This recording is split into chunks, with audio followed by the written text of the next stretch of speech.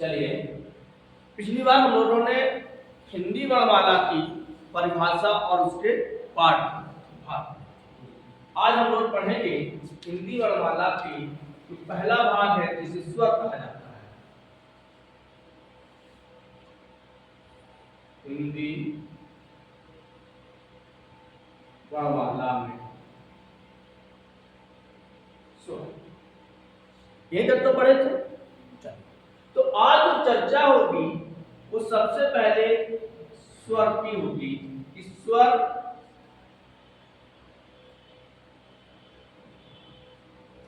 किसे कहते हैं, स्वर किसे कहते हैं। तो संस्कृत में सूत्र आता है स्वतः इति उच्यते, स्वतः इति उच्यते सः स्वर, जिनका स्वयं में उच्चारण होता है, जिनका जो स्वयं में उच्चरित होते हैं उन्हें स्वर कहा जाता है। तो स्वतः स्वर किसे कहते हैं? वे ध्वनियां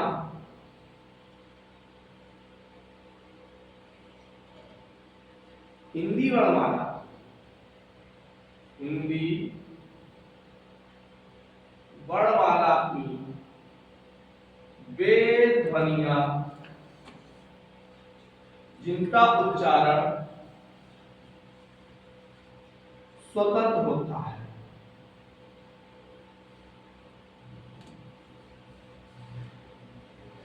अथवा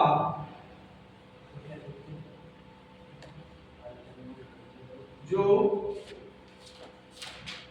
बिना किसी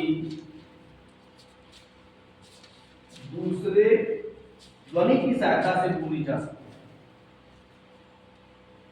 ध्वनि की सहायता से बोली जा सकती है। ये परिभाषा है। हालांकि सबसे छोटी सी परिभाषा यही है कि वे ध्वनियां जिनका स्वतंत्र उच्चारण होता है उन्हें हम स्वर कहते हैं। अब हिंदी वर्णमाला की वे ध्वनियां जिनका स्वतंत्र उच्चारण होता है, स्वतंत्र उच्चारण होता है अथवा वे ध्वनियां जो बिना किसी दूसरे ध्वनि की सहायता से बोली जा सकती हैं उन्हें हम क्या कहते हैं? स्वर कहते हैं। आज इसी स्वर पे हम लोग चर्चा करते हैं।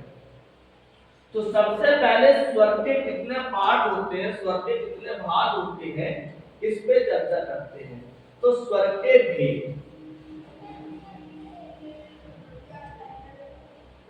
स्वर के, अब एक चीज और समझ लीजिए, वैसे तो स्वर के 3 भेद होते हैं स्वर के दीर्घ स्वर, लघु स्वर और, लेकिन किस हिसाब से आपसे पूछा जाता है उस हिसाब से आपको यहां बताना पड़ेगा। तो सबसे पहले हम लोग बात करते हैं उच्चारण के आधार पर स्वर के भेद।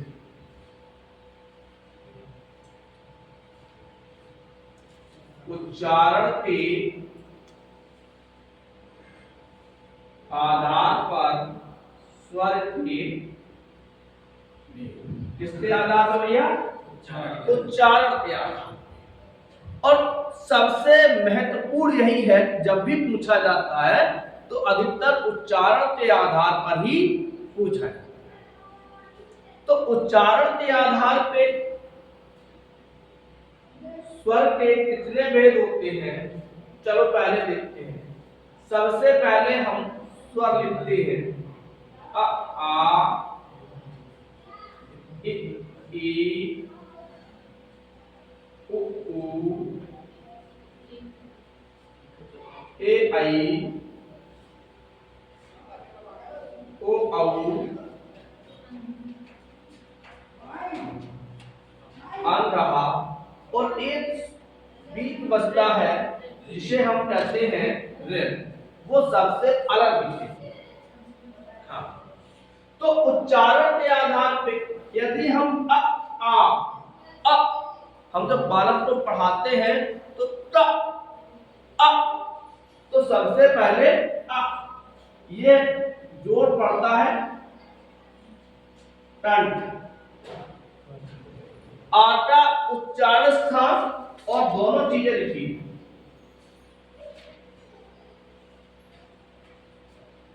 उच्चारण और ध्वनि। आका आ का जो उच्चारण है वो टंट, क्या है? टंट। और अ या आ ध्वनि कैसी है? तो है वो टंट ध्वनि। दोनों में अंतर क्या है ये समझ लीजिए।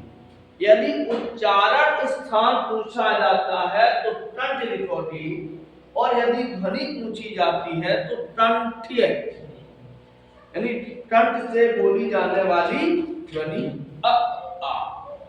और हिंदी तो इतनी प्रैक्टिकली है, वैज्ञानिक नहीं। जैसे आप लोग तो आप ये छाती पे पूरा जोर हवा लेके गले पे यहां तक लाना पड़ता तो वो टंट कहला है। अब आती है ई। जब आप ई बोलोगे तो आप देखिए आपकी जीभ दोनों तरफ होते ऊपर वाले तालू से मिलती है। ई जीभ कहां होती है? ऊपर जाती है। तो ई स्थान है इसका उच्चारण का तालु।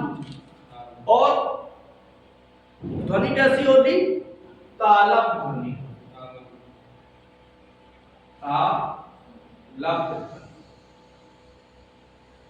तालु उच्चारण है और ध्वनि कैसी है? तालव। अब आता है ऊ। ओठों पे ध्यान दीजिए। ऊ तो बिना ओठों के आप उल्लू नहीं कह सकते।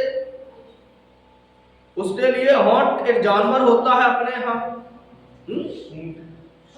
ऊंट नहीं होता है यार, अब जो भी हो। तो उच्चारण स्थान है ओष्ठ, और ध्वनि कैसी होगी? ओष्ठ। हाँ, ओष्ठ और ओष्ठ्य। इसके बाद आता है ए आई। हमने पिछले वीडियो में या पिछली क्लास में हम आपको बताए थे कि 4 केवल मूल ध्वनि है, यही तो है। ये केवल 4 मूल ध्वनि बताई थी, ये बताए थे। तो चलो पहले वहीं पे चर्चा कर लेते हैं। एक और है रे। रे कहोगे तो जीभ इस तरीके से हिलेगी, और ये स्वतंत्र है भाषा में, मतलब ये हमेशा दीर्घ लघु रहता है, दीर्घ। तो इसका इसे कहते हैं हम मूर्धा, और ध्वनि होती इसकी मूर्धन।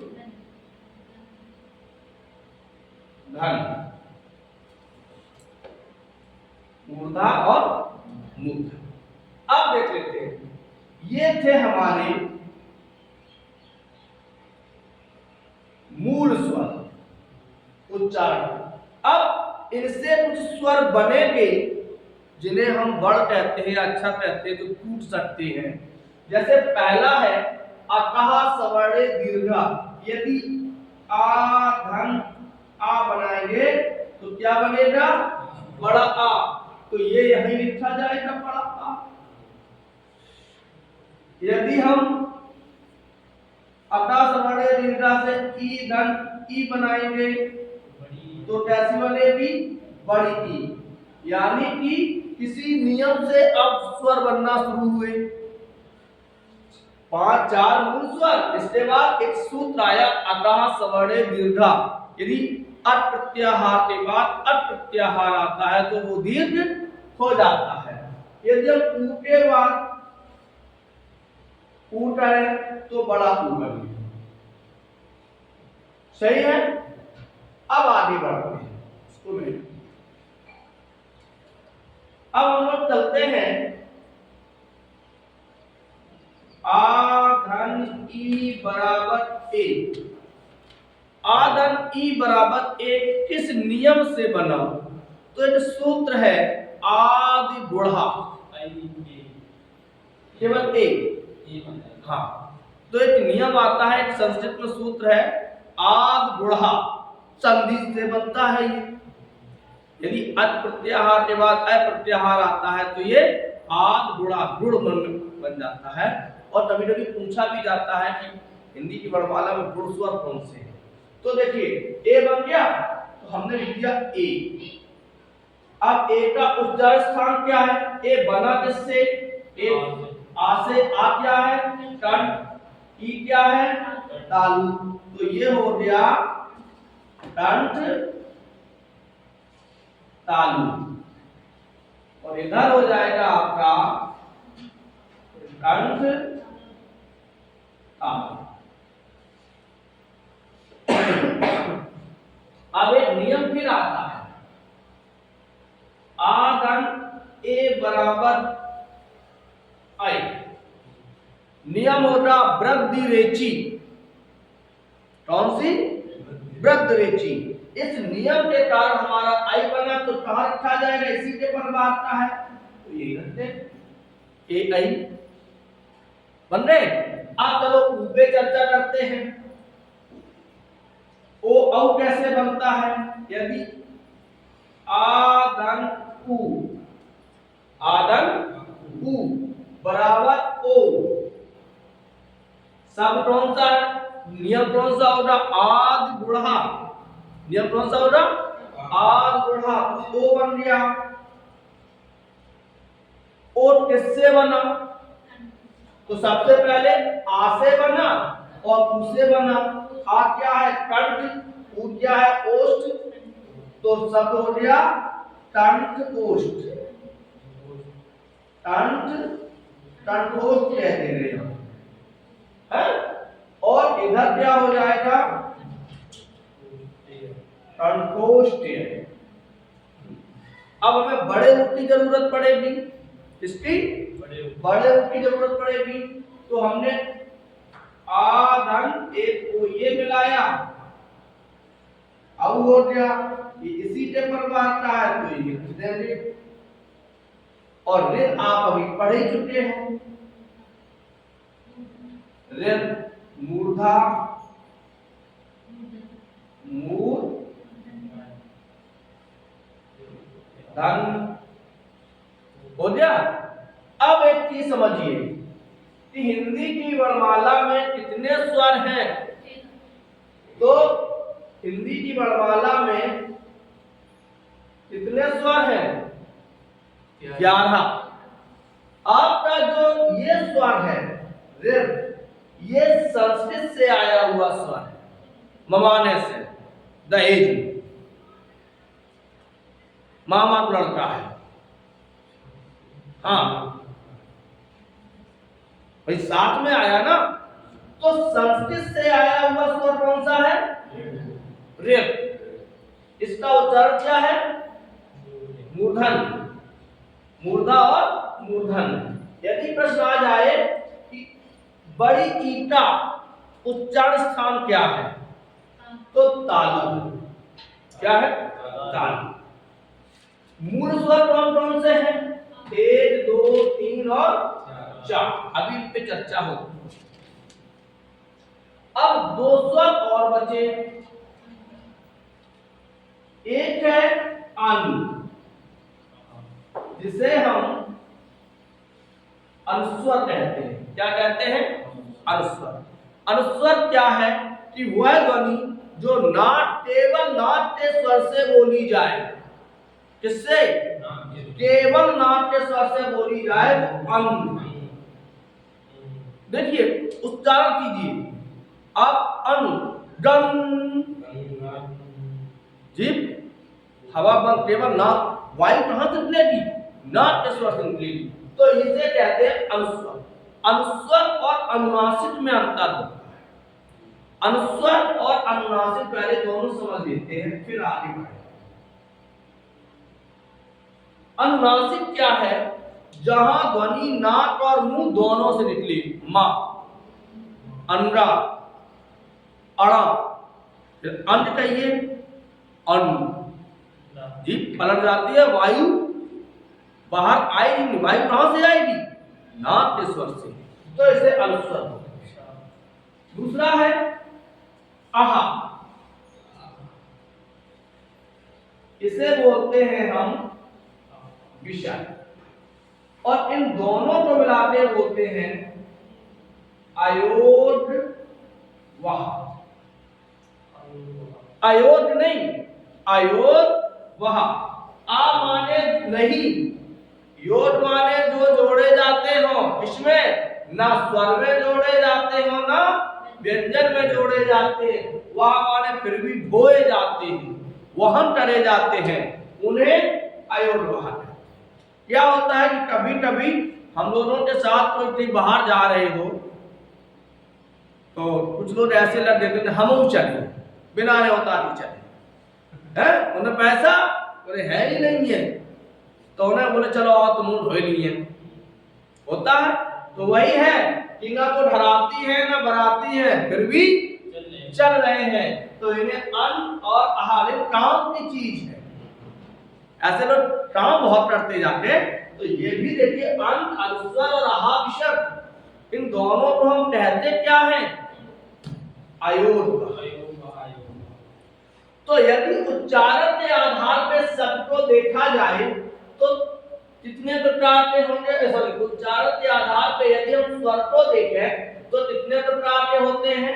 कंठ एक, तालव्य दो, ओष्ठ तीन, कंठ तालु चार और कंठोष्ठ पांच। अब आपके दिमाग में आएगा यार ऋण क्यों छोड़ दिया? ऋण का उच्चारण स्थान मूर्धा है, लेकिन ये स्वर की श्रेणी में नहीं, ये संस्कृत से आया हुआ सीधा स्वर है। जैसे हम लोग एक चीज बताएं, आगे बढ़ते हैं, पहले ये समझ में आ गया? ये क्या है कि कभी आपके यहाँ आपका पास कोई ऐसा मौका आया हो कि आप अपने ममाने में हो, ममाने या मामा का लड़का आपके यहाँ हो और वहां अपने घर की पूजा हो कोठों वाली, तो मामा का लड़का से दे लला अब खेल लो। बुलाया जाता है पूजा में? घर की पूजा में नहीं बुलाया जाता है, मामा का लड़का नहीं बुलाया जाता है। क्यों? क्योंकि भाई आप परिवार के नहीं हो, तो ये परिवार में रहते हैं, भलू प्रॉपर्टी इनके नाम है, इनकी गिनती है, राशन कार्ड बनो है, लेकिन जब उच्चार परिवार की बात आएगी तो अलग होते। चलो अब हम लोग करते हैं, ये समझ में आया? यदि पूछा जाए कि ई का उच्चारण स्थान क्या है, तो तालु, और ई कैसी ध्वनि है, तो तालव्य ध्वनि है। तो उच्चारण के आधार पर ये स्वर के भी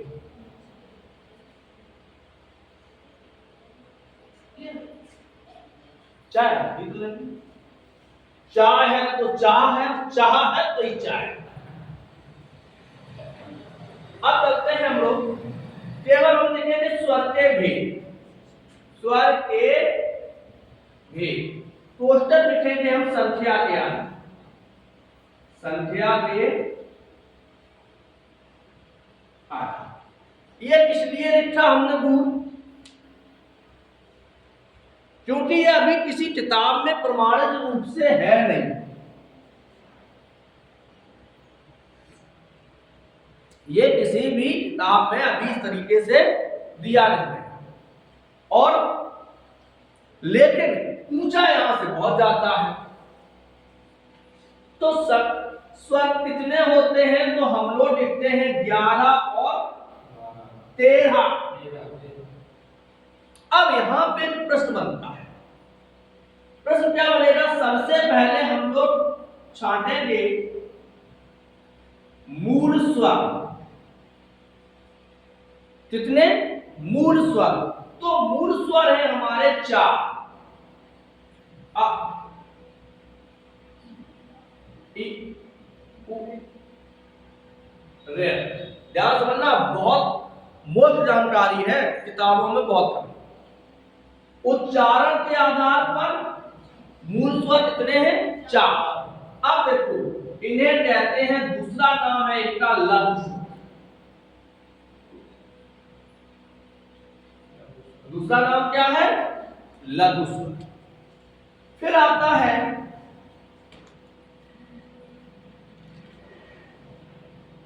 दीर्घ स्वर।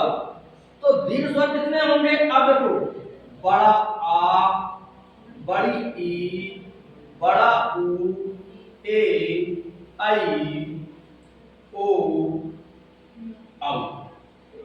दीर्घ स्वर में पूछा जाए तो संख्या है 7। संख्या कितनी होगी? 7। दीर्घ स्वरों की संख्या 7 है। फिर एक और आता है संयुक्त स्वर।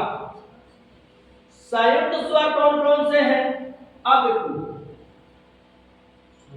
आ धन ई बराबर ए और आ धन ए बराबर आई।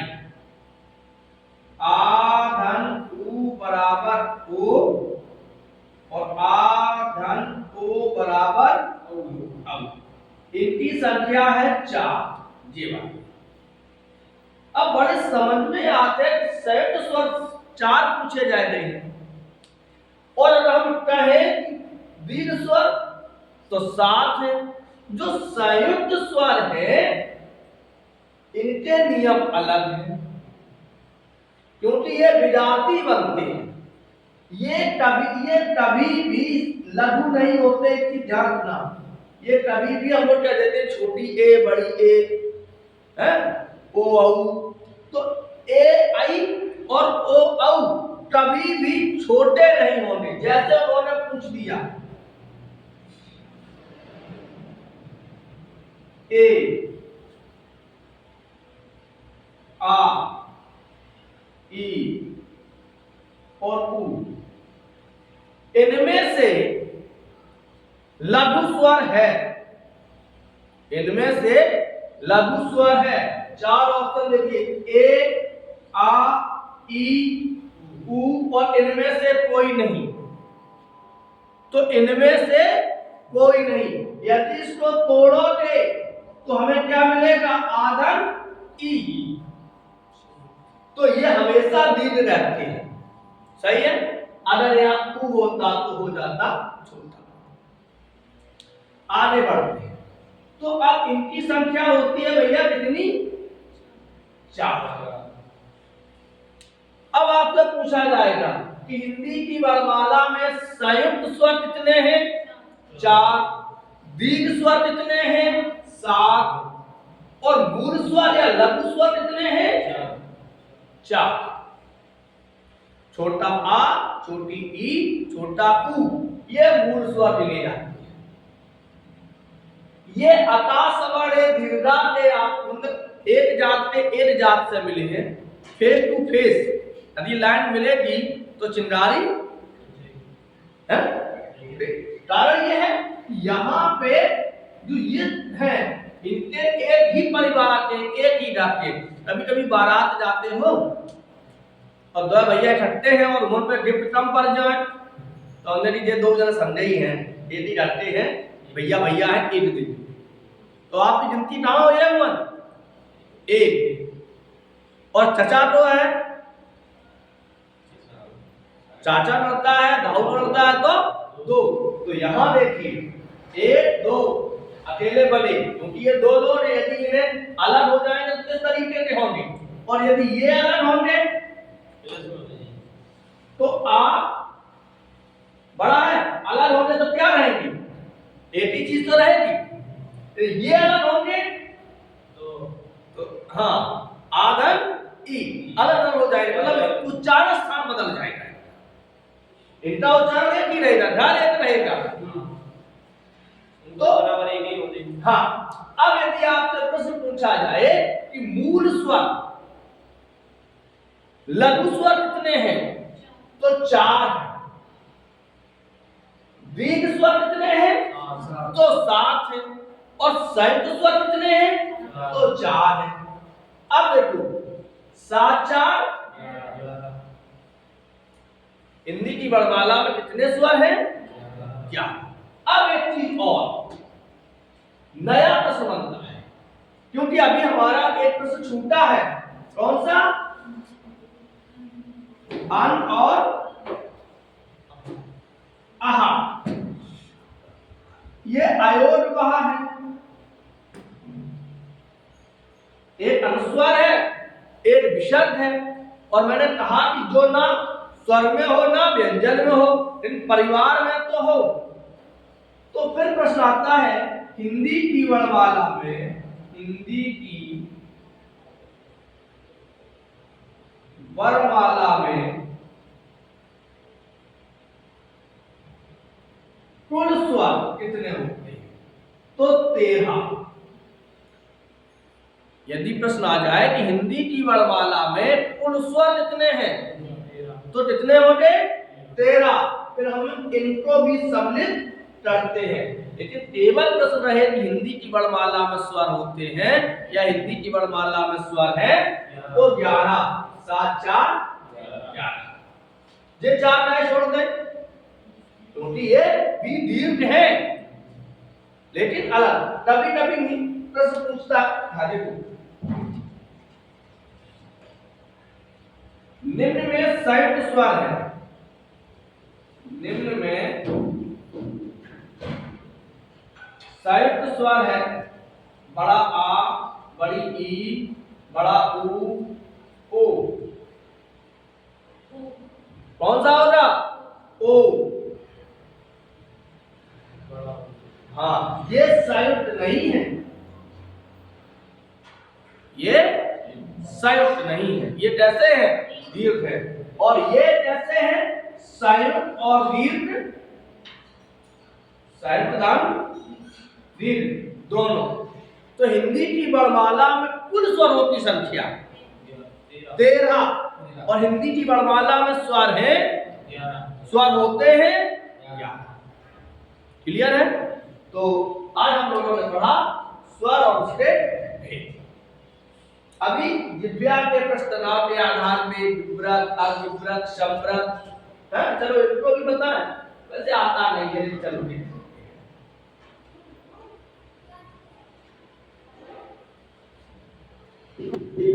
जिह्वा के आधार पर स्वर थे, और इसको हम पढ़ाएंगे आपको कल। आज कंफ्यूज क्लियर है? कल हम लोग स्वर के और जो भेद हैं उन भाग 1 भाग 2 इस तरीके 1 क्लास 2 क्लास में स्वर पढ़ेंगे। तब तक के लिए राधे।